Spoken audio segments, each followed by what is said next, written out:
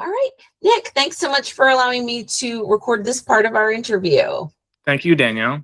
You are so welcome. So you are a personal referral from my AVP with my company, and you have known her a very long time.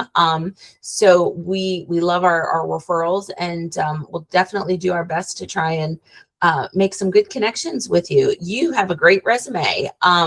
So I wanted to talk a little bit about something that just completely stood out to me. I'll pull it back up here.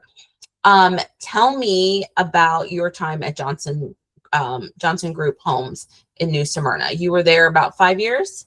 Yes, so I was at Daytona State College taking my courses, and I started working out in the field a little bit while I was in school, and it was hard to balance both. So I had the opportunity to go in the air conditioning, and I knew the products, so I was able to do my courses and then develop my sales skills. So then I transitioned over to that, and we saw a lot of success over about 5 years.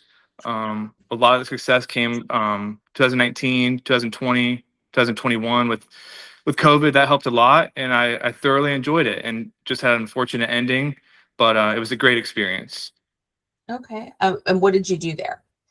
I did residential sales, all new construction, so had all kinds of people of all ages come in, and they were interested in new construction and all different price points. We started at under 300, about 299, and went up to about $1 million. So it was Okay. all kinds of different price points. Wow. And how did you do? Like, how were your numbers in sales? My numbers, we didn't really keep track of that because we worked as a team of 3 people, and then technically a fourth being Mr. Johnson himself, as he would come in and join us. So we didn't really keep track of our individual numbers, but as a team, we did really well. Okay. All right. I've got some of your numbers here. That you had 25 million in annual sales during the 2021 market surge. That one was pretty impressive. Yeah, that was a good year. Yeah, I can see that. And then to pivot slightly, before that, you were at John Hall, and you were there for about 4 years. You said while you were going to school. Yes, yeah, that was my first job. So I was in charge of the inventory while I was there.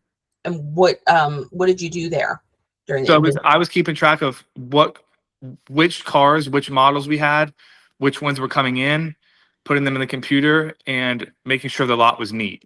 So making everything presentable and knowing which cars we had, and if not, they could have been a separate lot, but knowing our inventory was important. Okay. And when you were doing that, I know it's been, about 6 years since you did that, but do you remember what type of system you were using to keep track of that, or was it something proprietary? It was really just logged in. I don't know the system they used, but it had, Chevrolet, Silverado, for example, and let us know how many we had in stock. And then really just like with the keys and stuff, a lot of it was off the top of my head. Okay. All right. And you have your bachelor's degree? I do, in business administration. All right. Let's see here. And then, unfortunately, the Johnson Group closed December of 2024. They actually didn't close, so they're still open. Mr. Johnson passed away. Okay. In October of 2024, and we were really close. We built a special bond, and his daughter took over after he passed away, and she wanted to go a different direction. Okay, perfect. All right. And then when that happened, then you pivoted slightly over to your family's business, and that is Simply Shades and Shutters. And so you are doing some sales and finance operations for your family business? Yep, they did a lot of work in Margaritaville, a lot of hurricane shutters and plantation shutters around here. So I'm helping with installs and helping with sales.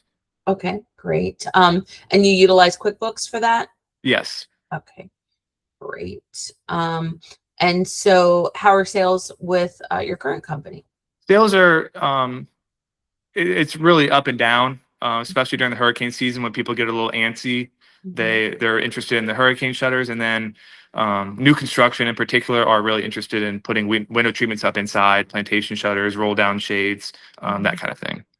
And if you were to think of like one really big success story or situation that you had, a sales success, what would that be? I would say I had many stories. I mean, especially with the younger people, I'll say younger, that came in and they were buying their first home. Yeah. You got to see the excitement on their faces, and particularly if they had kids or they were younger. It was really exciting to see them grow. Any type of challenges? Like what did like maybe when you had something that didn't go quite right, and how did you turn that around? Yeah, so our last project that we have, or we're building at the time, shortly before we left, was townhomes on the golf course.